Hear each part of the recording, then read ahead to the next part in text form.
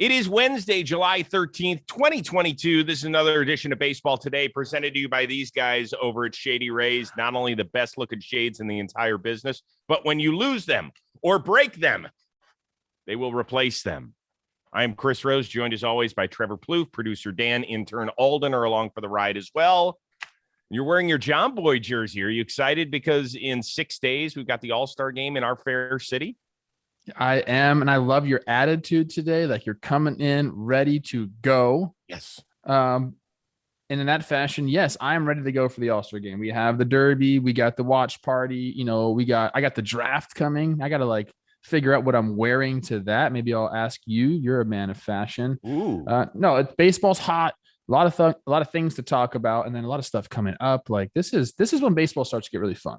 Oh yeah. So there is a VIP party that you can attend if you're in the Los Angeles area. That'll happen on the day of the All-Star game, Tuesday, July 19th. It is happening at Boomtown Brewery, not far from Dodger Stadium.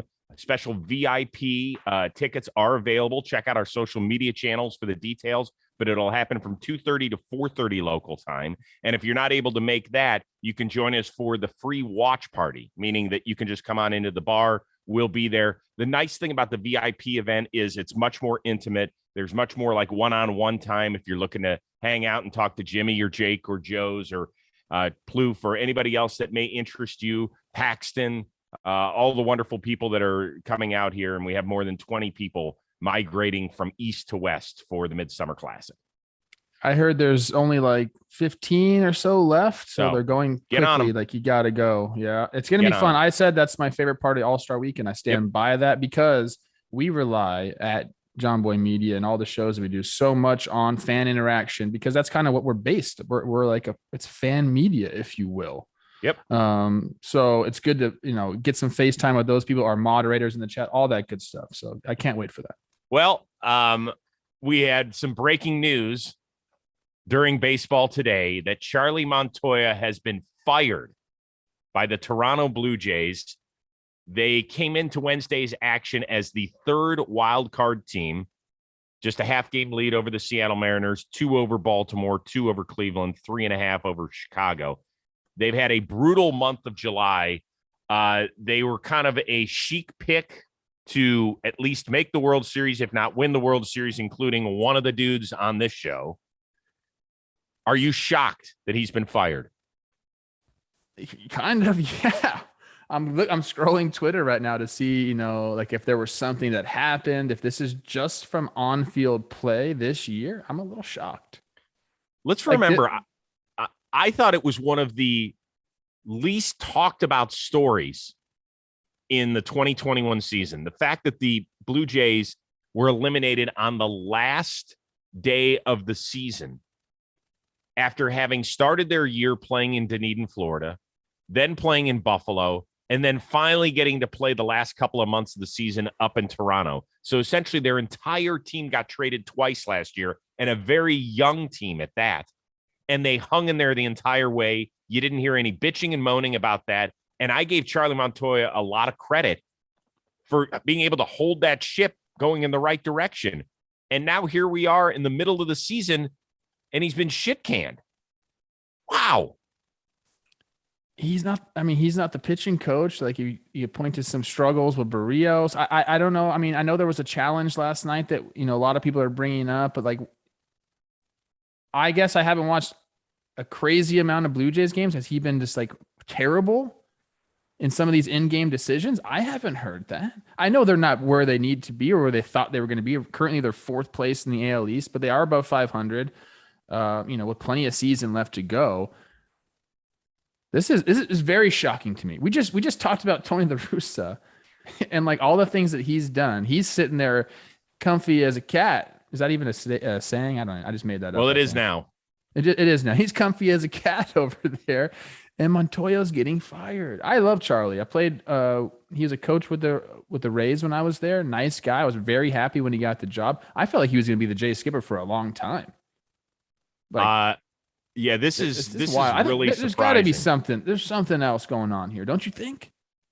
Well, this comes just 3 months after he signed a 1-year extension that would take him through next season. Not that that's huge a deal. That company has got a gazillion dollars. So an extra year of Charlie Montoya's salary on the books is not the reason to keep a guy around. But I will be very interested to hear from that clubhouse after today's game. I don't know what to make of it. It's really jarring that you have a team that, because we've seen teams just kind of sputter along. Look at the Atlanta Braves last year, right? They didn't even get to 500 until August. A week later, they take over first place, and then they go on that great run. I'm not saying that's exactly what would have happened with Toronto. And yeah, they've been disappointing because most of their guys have been around for the season.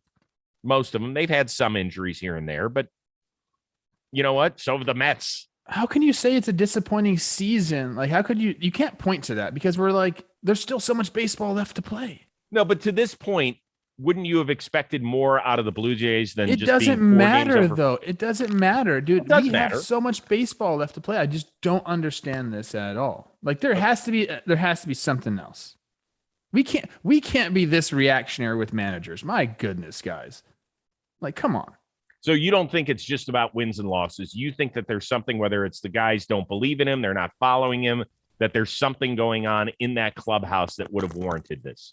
It's either in the clubhouse or a clash with the front office. Those are the things that have to happen. You cannot do this, at this point in the season. It doesn't make any sense to me. Well, their bullpen has not been great outside of Romano. It's been inconsistent at best. The Ryu injury was disheartening for them. I don't know. I feel like their offense has been okay. I mean, maybe a little underperforming. It's their offense is just fine. I mean, yeah, there are Kikuchi hasn't really worked out for them. No, Ryu getting hurt, that hasn't worked out. But that's not a Charlie Montoya problem. It's not. That's what I'm saying. The manager's not out there with these guys like going over pitching plans or working in bullpens. He's just not. And this is a team that has spent heavily, right? I mean, they've given out $100 million contracts to Springer, Barrios, Gossman. They gave nice, sweet deal to Kikuchi, Ryu. They've traded for Matt Chapman. This is a team that's currently in the playoffs. In the fucking playoffs, Rose. So like this is clearly something happened. Big argument, something happened. We won't get that either. We'll get somebody, Ross Atkins or Mark Shapiro, two guys I really like, by the way, and respect a whole lot from their days in Cleveland. Somebody's going to get in front of a microphone and just say, hey, listen, we just had different ways of thinking. We love Charlie as a guy. We wish we didn't have to do this, but this is the way it's got to go. Positive run differential, 26-18 at home. They're 4 games under 500 on the road, but that's to be expected. They're not too bad against teams over 500. Like, I don't know, man. I don't know. I'm trying to find something. All right. In the meantime, let's get to today's topics on baseball today. And the first question, which confused Trevor Plouffe. So here we go. Albert Pujols, home run number 685 last night as the Cardinals took care of the Dodgers in the first game of their set. And then he celebrated with Nelly afterward, which I love. And we can talk a little bit about that as well. Now, of course, Albert Pujols is on his way out. Adam Wainwright, we believe, is on his way out. Yadier Molina is on his way out. He's turning 40 today, by the way. So happy birthday to Yadi. Happy birthday. Does that triumvirate leaving after everything they have done for that city and for the league, does that make them a sentimental favorite down the stretch? And if they get in the playoffs? Of course it does. I mean, like every championship team has a story and you need to have some sort of, vibe behind you. I think with the Cardinals, it's like, maybe like a passing of the guard, like a passing of the torch. You got some young guys coming up. Like, for instance, yesterday, Nolan Gorman hits a homer, youngest guy in the roster. Albert Pujols hits a homer, oldest guy to ever play baseball in the history of the world. Like, this is fun for us. And they have that storyline, these guys coming back, especially with Albert coming back and being, in that uniform again. It just makes for that story, makes it a much better story. But they're also on the field favorites as well. Like, this is a very good baseball team. It's not all just, these guys leaving. Like, they have a very good baseball team. They're very easy to root for. And I love Pujols celebrating with Nelly last night. I can just imagine those two, the conversations they've had over the years. Just a lot of fun. Well, Nelly was a damn good baseball player when he was coming up. He was scouted by the Cardinals. He was scouted by the Pirates. He used to come on Best Damn a lot, and all he wanted to do was talk about baseball. All he wanted to do was talk about the Cardinals. I love it that he was sitting there front row and that Pujols, celebrated with him afterward. I thought that was fantastic. Now, when I formulated the question, the reason I asked it was because the Cardinals, they have the Cardinal way, right? Mm-hmm. And it's a little stuffy, to be honest with you. Like, well, that's the Cardinal way. And I think the Cardinals are beloved in the middle part of the country. Like, if you didn't have a team to root for, the Cardinals were your team. Just for decades, they've always been consistently good, it feels like. I don't think outside of the Midwest that they're beloved. And I'll be curious that if your team's out of it and the Cardinals make it, will people hop on that bandwagon? I'm not so sure they will. I have a different take on that. I feel like people do love the Cardinals, and one of the reasons is Yachty. Like Yachty, if you go around the league and you talk to people who are respected and you ask them who their favorite player is or who they love to watch, a lot of them will say Yachty. Like just what he's meant to that organization, the way he handles a game. Like catchers are cool, like especially a guy like Yachty who's been able to do it for so long. So these guys are easy to root for. They're not like evil villain type guys. Like these guys are not villains, real, but they're baseball dudes. Yeah, but there's a little bit. You don't think that there's been an air of, well, this is the way we do it here, and if you don't get on board, it's a little bit the Patriot way, to be honest with you.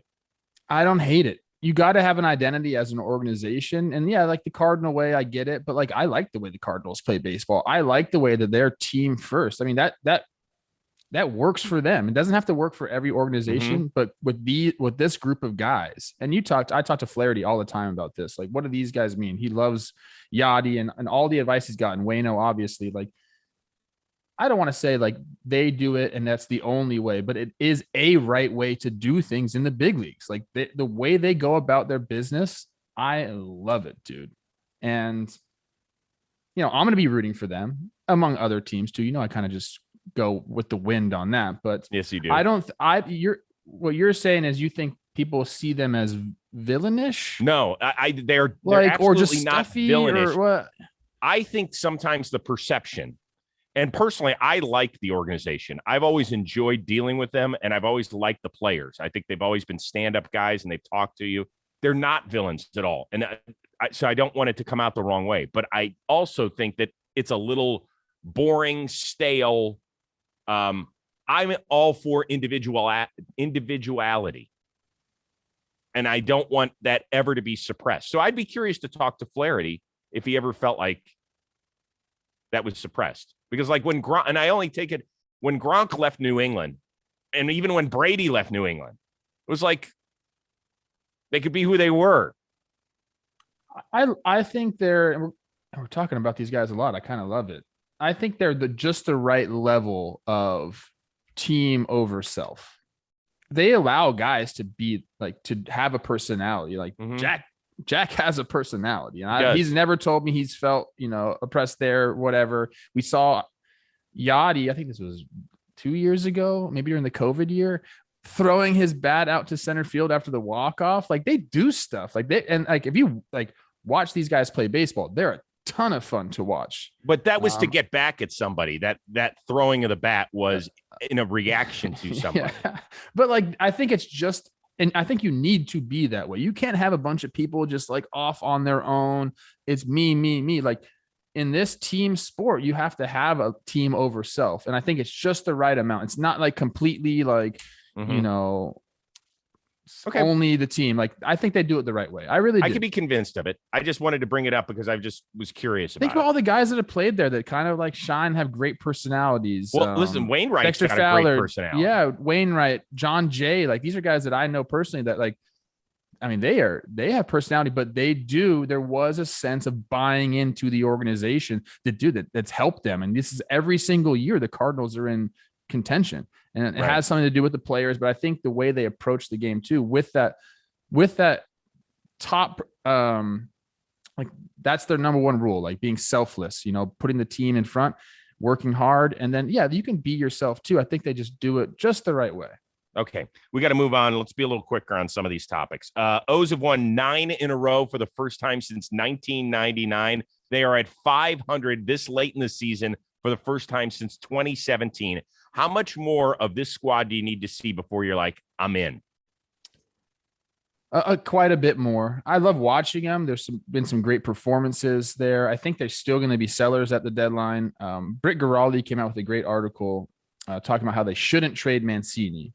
Like, this is the one guy they should keep. He's a veteran leader there. They keep talking about how fun the clubhouse is right now. Every single article you read on the Orioles, like, our clubhouse is banging right now. Like, we're having a great time. Well, you're winning a lot of games. It's very easy to have fun when you're winning all these games.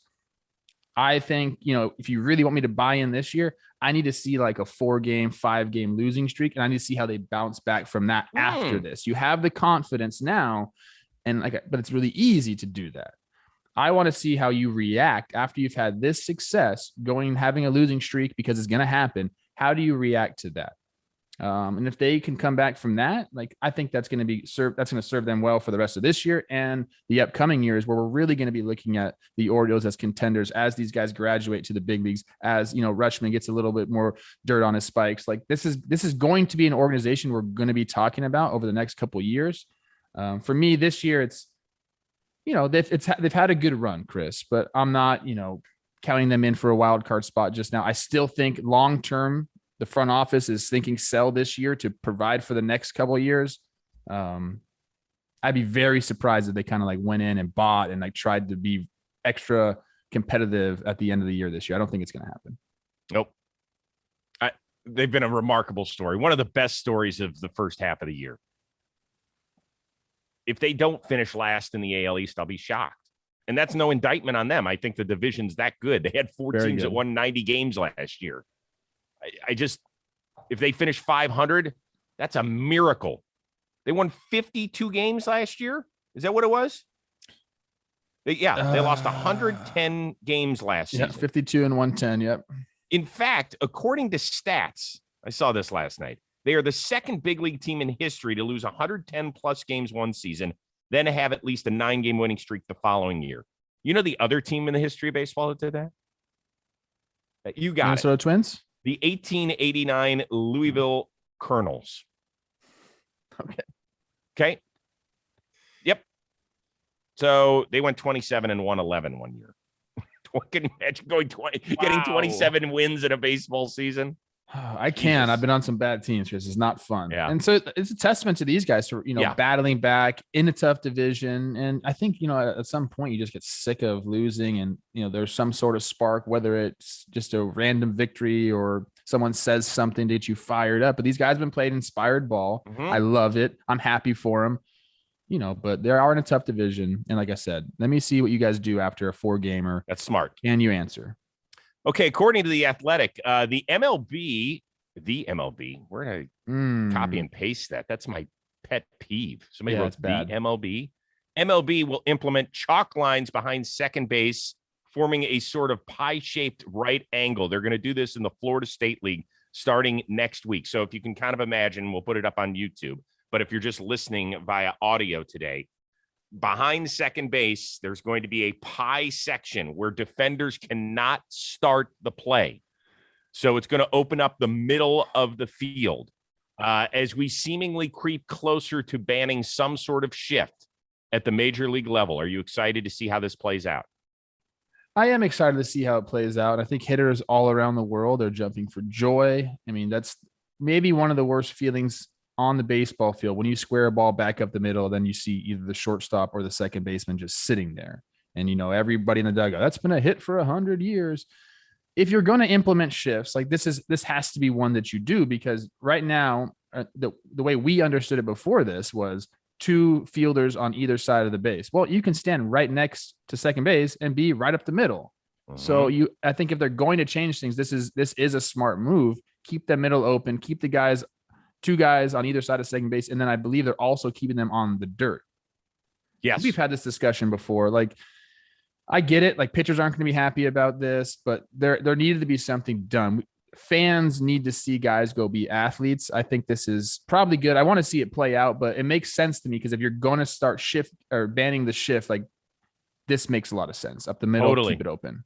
I am all for it. I am all for it. And, for people who are like, well, they don't do that in other sports. The hell they don't. Of course the they do. NFL always changes its rules to favor the offense. NBA is constantly, you can play a zone, but you can't play a zone in the NBA. Like, it's the weirdest thing ever. Nobody understands the rules, but they have the rules. Why? Because they want to increase offense. They want to increase ball movement, all that sort of stuff. We need to do the same here. And for all you people that are fans of saying, well, the sport has just gotten too smart and we're punishing people for knowing where to place their defenders. Yeah, it's exactly what we're doing. Basically. And guess what? It's time to do it, because I'm sick of watching a game with my 16-year-old son who plays baseball, seeing somebody hit a rocket up the middle and the shortstop has it hit him in the chest. And he goes, see, Dad, that's why I fucking go play video games instead of watch baseball, because I'm taught to hit the ball up the middle. And if that happens to me, forget it. I'm not interested. And when I hear that out of the next generation of fan, the sport's in trouble. So I am all for anything that will create more movement, more athleticism, more plays. And this is a good shot. One of the knocks on the Twins was, for a long time, they would teach like, hey, hit the ball hard on the ground to second base, like in practice. And then we started to say, why the fuck would we want to hit the ball hard on the ground to second base? But, hey, as a shift came, maybe they were right. And that's how we're going to be teaching people, just knocking the ball the other way. I think this is great. Like you said, we just want to see these guys be athletes. Let's not take that away from them. Like, put them in a position that they can go and entertain the fans. Let's not forget, as baseball players, we are entertainers. That's it. I am looking forward to it. I can't wait. And for all the people who are saying, well, the whole other side of the field is open when they shift. Why don't they just learn to hit the other way? How hard is it to hit 97 with sink when it's in on your hands to go hit it the other way, Plouffe? Is that tough? It's very tough. They're pitching into the shift, people. They're pitching you to hit that way. Like, that's the thing. And, I get it, there can be backlash. That's fine. And you're allowed to feel a certain way, but I think I think people will appreciate the game more when we start to implement these shifts. The offense comes around. We're seeing these guys run around the field. I think it's just a better experience for fans.